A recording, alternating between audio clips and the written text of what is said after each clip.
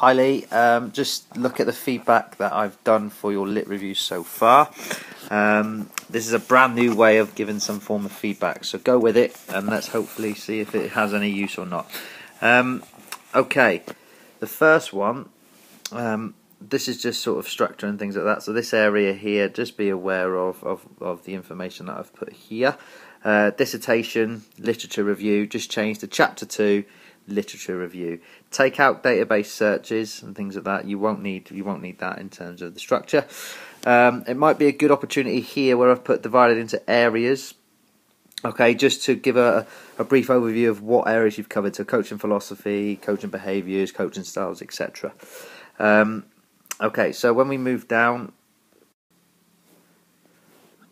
here, some areas you might have in association to the research that you've covered here. Look at the work of Chris Cushion, especially recently, who's actually questioned whether a philosophy is actually pertinent to a coaching environment. You might want to speak with Ian, who's been at Loughborough, and might have some papers that might help, but that's just a suggestion. Also, the bit here where you've put when developing a coaching philosophy, a coach should consider the children they are working with. Does this just refer to children? At times you refer to the general concept of athletes, and then on occasion you will just input children only, so there doesn't seem to be too much of a connection between what you're trying to say. So make it clear as to whether you're actually describing children or child athletes, or whether you're just referring to the development of athletes as a holistic profile. Just here, just like to get yourself to elaborate on why. You're just saying that Cushion and Lyle state that many coaches agree that it takes roughly 10 years to arrive at a coaching philosophy. So why is that essentially? What is that based around? So if you can just give a little bit more insight into that, that will prevent it being a bit too descriptive. Also, what you've put here about after a recent run without success in football, the FA have devised a new approach to coaching. What's recent? Are you referring to the fact that we haven't won a World Cup since 1966? Or is it the cup competitions or international tournaments that are within the youth structures?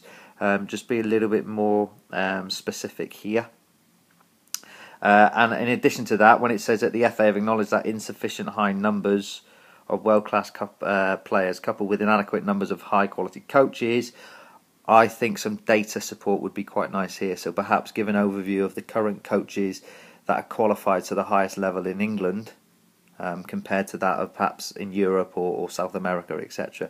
So it just gives you a little bit more support in terms of what you're trying to explain there. Just double check structure-wise and clarity, just double check that line. I put a question mark because it says consequently posing the question of whether to coaches' philosophy of coaching is inhibiting. I'm not sure if that might be a typo, so just double check there. This bit here at the end of the paragraph, just space it and make it a little bit more well structured, so just give it a bit of a gap in between the next subheading. This area here, although well explained, I think you might want to consider the understanding of what they call contextual intelligence. Now, this contextual intelligence might also be relevant to the final subheading, the final paragraph, if you like, at the end of the lit review. So I would encourage that you just delve a little bit deeper into this term to find out what is deemed or what coaches who are deemed successful to have contextual intelligence. More elaboration on this would demonstrate a little bit more in-depth understanding, so that would only help it in your cause. Again, this bit here, not always used in the same technique. So what Cote and Gilbert are saying, all I'm going to put there is such as. So what is meant by not using the same techniques? If you can give a couple of specific examples, it just helps to clarify what you put in there. The area that we've got here with what you said with Cassidy and the work of Cassidy. So just give an example. So it says, although Cassidy 2010 agrees that a humanistic approach to coaching is vital, she also suggests that some coaches may already incorporate practices within their sessions which have a humanistic value embodied with them. So give an example of what is meant by that. Whether it's subconsciously they're unaware, or they might be consciously aware. Just provide again more specific detail to elaborate on what you've said there. Again, that one there, as you spoke prior to, you give an example of child development, but you go from just the general aspect of coaching here and athlete development, and then say about the development of a child. So it doesn't seem to flow too well. So try to make that a little bit more seamless in terms of its transition. This bit here that we're referring to, this is a good opportunity for you to demonstrate when you're talking about motivational values. A coach who is deemed to have high ego orientation can sometimes demotivate their athletes, whereas there's research that suggests that athletes who promote more of a task-orientated approach have a tendency to offer more motivational climates. So that again might be more relevant for you to include in here. So perhaps do a little bit of research on that, just to see whether that's viable for you or not.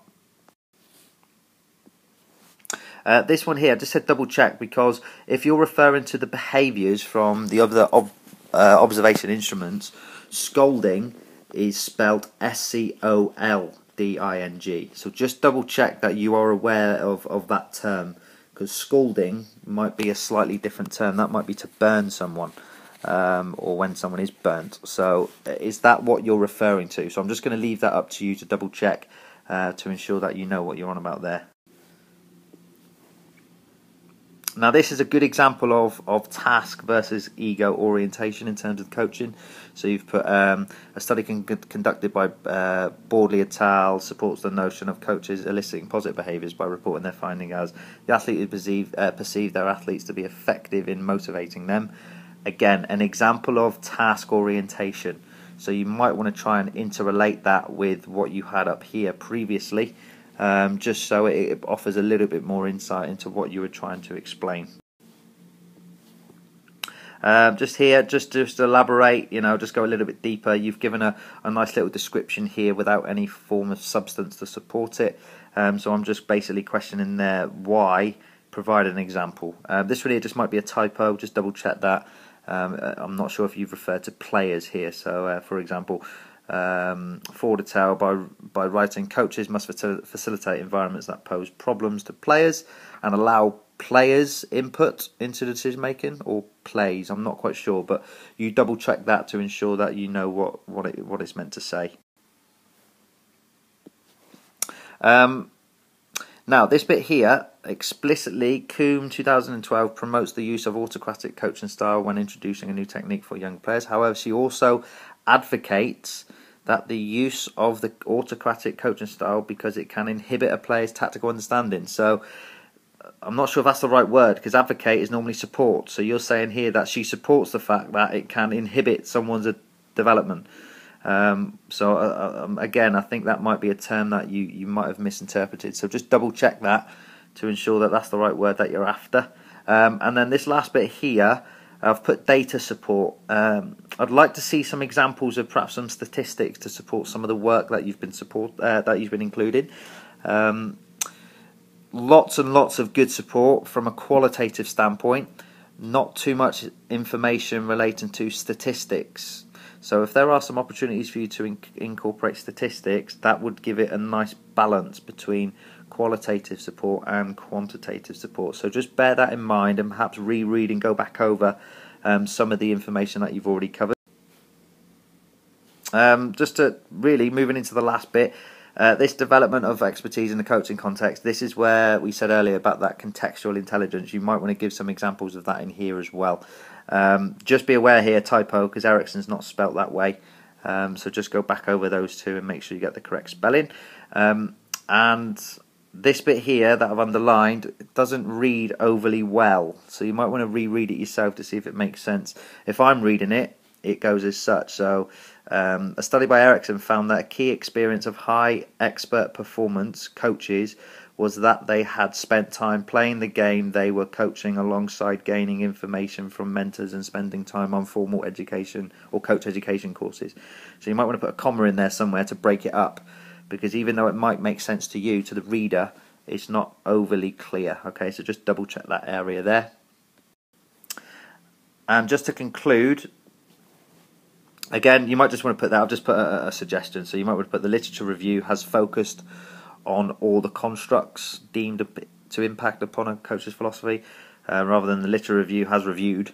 But again, that's your prerogative. That's not essential. Just a typo with the Ericsson one there. So just to conclude here, contextual intelligence I'd like to see added in. I'd like to also see that because you've now entered the last section of your lit review, it should be really specific to what you're trying to focus on, to study. So here, give some examples of where coaching behaviours have been questioned or researched within the elite youth domain, because essentially that's what you're doing. So even though you're not trying to find evidence of work that's been already done in your area, you're trying to find relevant examples. So it might be in the hockey environment, it might be in the cricket, rugby, etc. That way it just gives you a little bit more insight of the specificity as to what you want to look for, which would then lead in to the method section following this here. Okay, so bear that in mind. Hope it helps. Let me know if you need any more support, and we'll speak again soon.